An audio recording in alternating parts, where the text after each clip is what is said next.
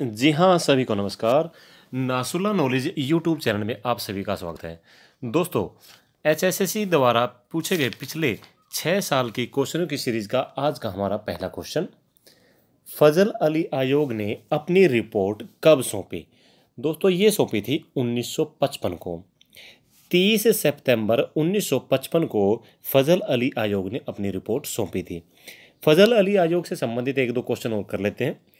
फजल अली आयोग का जो गठन है ये कब किया गया था? दोस्तों, 29 दिसंबर 1953 को भारत सरकार ने भाषा तथा संस्कृति के आधार पर राज्यों का पुनर्गठन करने के लिए सैयद फजल अली की अध्यक्षता में एक आयोग का गठन किया था, जिसे फजल अली आयोग कहा गया था। और दोस्तों, इसमें 3 सदस्य थे। कौन कौन थे? एक तो जस्टिस फजल अली थे, दूसरे हरतेनाथ कुंजरू थे और तीसरे थे के.एम. पाणिकर। ओके, नेक्स्ट, देवी शंकर प्रभाकर का संबंध किस क्षेत्र से है? दोस्तों, ये है फिल्म से, सिनेमा से।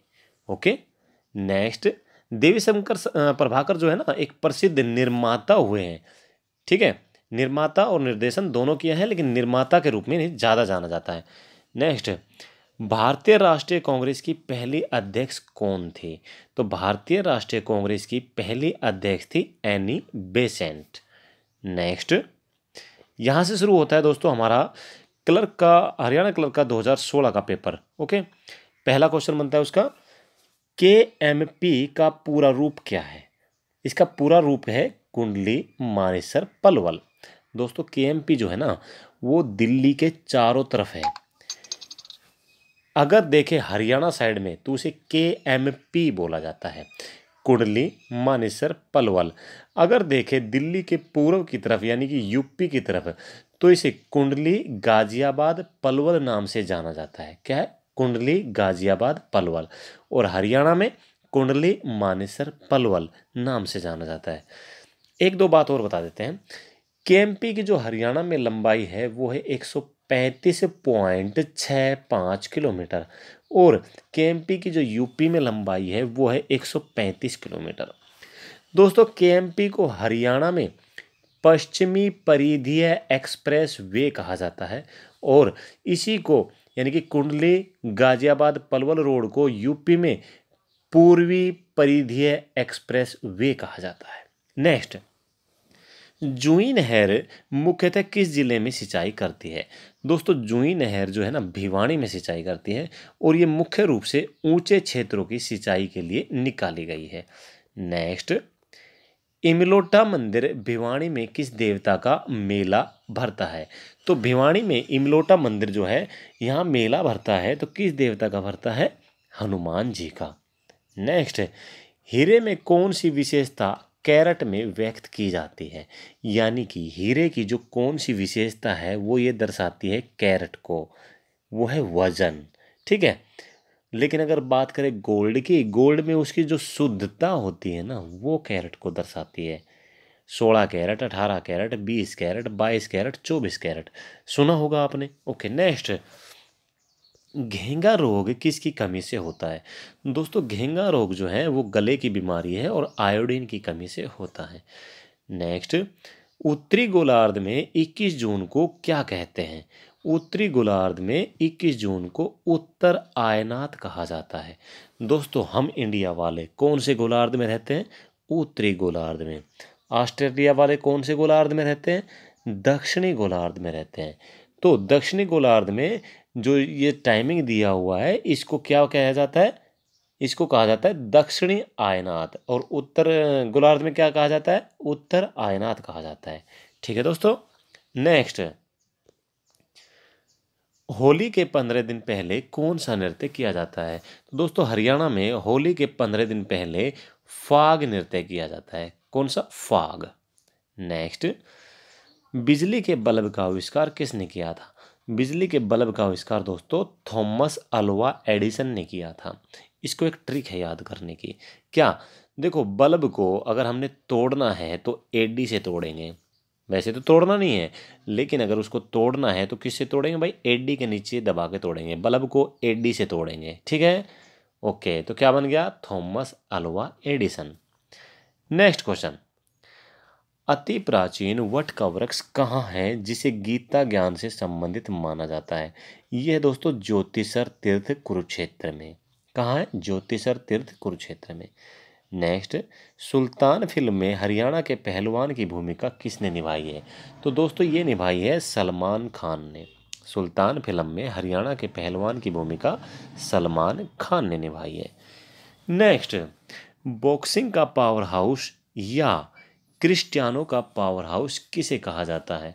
तो दोस्तों आज एक शब्द और मिल गया होगा आपको, क्रिस्टियानो का पावर हाउस। तो बॉक्सिंग का पावर हाउस या क्रिस्टियानो का पावर हाउस कहा जाता है भिवानी को। नेक्स्ट, चिपको आंदोलन किससे संबंधित था? दोस्तों चिपको आंदोलन जो है ना पेड़ संरक्षण से संबंधित था। किससे?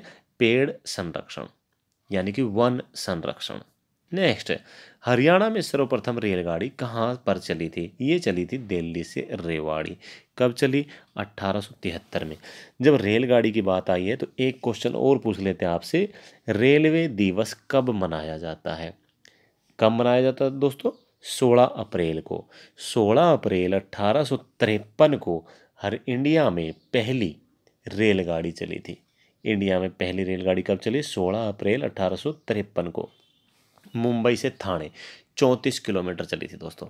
नेक्स्ट, रोल्ट एक्ट का विरोध हरियाणा में सबसे पहले कहाँ हुआ था? दोस्तों ये अंबाला में हुआ था। कहाँ हुआ था? अंबाला में। नेक्स्ट, अरावली का गोल्फ का मैदान किस जिले में है? ये है दोस्तों फरीदाबाद में। अरावली का गोल्फ मैदान फरीदाबाद में। नेक्स्ट दोस्तों, सेट को अगर क्लियर करना है तो पिछले सालों के क्वेश्चन पढ़ना बहुत जरूरी है। पानीपत के बाहुली में कौन सा कारखाना लगा है? तो पानीपत के बाहुली में तेल शोधक कारखाना लगा है। और कब लगा था? 1980 में।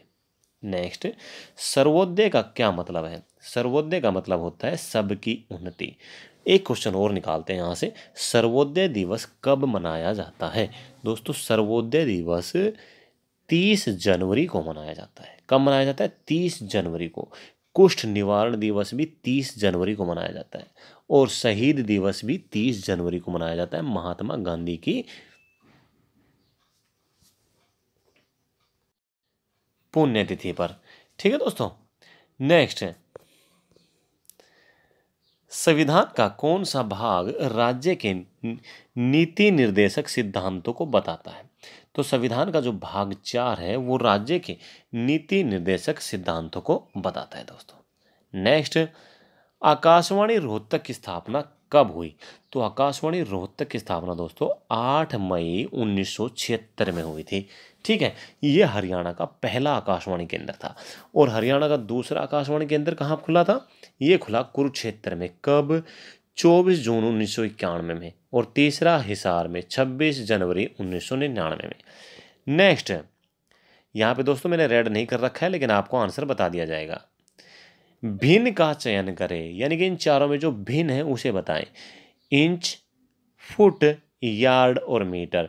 दोस्तों इसमें जो भिन्न है एचएसएससी के अनुसार 2016 का ये जो क्वेश्चन पेपर है, मीटर को उसने भिन्न माना है। नेक्स्ट, समाज सुधारक पंडित बस्तीराम का जन्म कहाँ हुआ था? तो दोस्तों ये हुआ था खेड़ी सुल्तान झज्जर में। कहाँ हुआ? खेड़ी सुल्तान झज्जर में। नेक्स्ट, दया का विशेषण क्या होगा? दया का विशेषण यहाँ पे 3 ऑप्शन है, तीनों के अंदर जो लास्ट वाला है दयालु। क्या हो जाएगा? दयालु।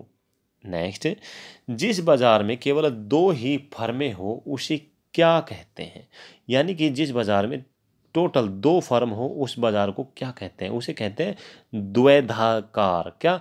द्वैधिकार, द्वैधिकार। ओके। नेक्स्ट, किसके उपयोग के लिए वेतन दिया जाता है?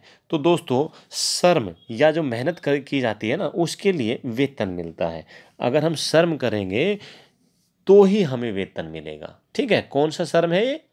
मेहनत वाला श्रम। ओके। नेक्स्ट, सरल प्रबंध में शामिल होने वाले चारों वेरिएबल की संख्या क्या होगी? ये कंप्यूटर का क्वेश्चन है दोस्तों। यहाँ पे आंसर है 2। कैसे है वो आप पढ़ लेना दोस्तों। ठीक है, सरल प्रबंध में शामिल होने वाले चारों वेरिएबल की संख्या क्या होगी? 2। नेक्स्ट, विश्व में किस वर्ष पहले केंद्रीय बैंक की स्थापना हुई थी? तो पहला केंद्रीय बैंक जो है 1968 में स्थापित हुआ था दोस्तों। नेक्स्ट, लदान बिल या कहें बिल ऑफ लोडिंग की कितनी प्राप्तियां बनाई जाती हैं? दोस्तों ये 3 बनाई जाती है, 3 प्राप्तियां बनाई जाती हैं, ठीक है दोस्तों। नेक्स्ट, यदि कोई देश अंतर्राष्ट्रीय बाजार में प्रवेश करता है तो उसके दुर्लभ कारकों की आय क्या होगी? ये भाई स्थिर रहेगी, घटेगी या बढ़ेगी? तो इसमें लास्ट ऑप्शन है हमारा घटेगी। यदि कोई देश अंतर्राष्ट्रीय बाजार में प्रवेश करता है तो उसके दुर्लभ कारकों की आय घटेगी। नेक्स्ट, महालनोबिस मॉडल की भारी उद्योग नीति की शुरुआत कब हुई थी? दोस्तों अपनी जो पंचवर्षीय योजनाएं हैं टोटल 12, उन्हीं में से दूसरी पंचवर्षीय योजना का ये क्वेश्चन है जिसमें उद्योगों को बहुत ज़्यादा बढ़ावा दिया गया था। तो ये क्या बोल रहा है? महालनोबिस मॉडल की भारी उद्योग नीति की शुरुआत, ये दोस्तों दूसरी पंचवर्षीय योजना में हुई थी। नेक्स्ट, पहली पंचवर्षीय योजना की शुरुआत कब हुई? 1951 में। नेक्स्ट, नगद में बेचा गया माल किसका उदाहरण है? दोस्तों अगर हम कोई माल नगद में बेचते हैं यानी कि माल दिया और पैसा लिया तो वो आय का उदाहरण है, हमारी आय बढ़ रही है उससे, ठीक है दोस्तों।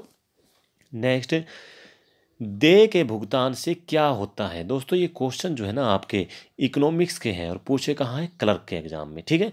तो देय के भुगतान से क्या होता है? संपत्ति बढ़ती है या कुल संपत्ति में कमी आती है? तो दूसरा ऑप्शन क्या है? कुल संपत्ति में कमी आती है।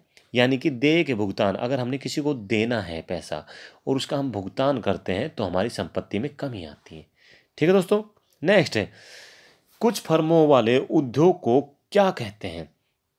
तो जो कुछ फर्मों वाले उद्योग होते हैं उन्हें अल्पाधिकार कहा जाता है। यहाँ 2 ऑप्शन है, एकाधिकार और अल्पाधिकार। तो क्या कहा जाता है? अल्पाधिकार कहा जाता है। नेक्स्ट, कर्मियों के प्रबंधन को ये भी कहते हैं, ये भी क्या? स्टाफिंग कहा जाता है। जो कर्मी होते हैं, कर्मचारियों के प्रबंधन को स्टाफिंग कहा जाता है दोस्तों। नेक्स्ट, कौन सी नदी शिवालिक से नहीं निकलती है? सरस्वती, मारकंडा या यमुना? तो यहाँ पर हमारा ऑप्शन क्या हो जाएगा? यमुना। यमुना नदी शिवालिक की पहाड़ियों से नहीं निकलती है। नेक्स्ट, अंतर्राष्ट्रीय सौर ऊर्जा का मुख्यालय कहाँ है? दोस्तों अंतर्राष्ट्रीय सौर ऊर्जा का मुख्यालय गुरुग्राम में है।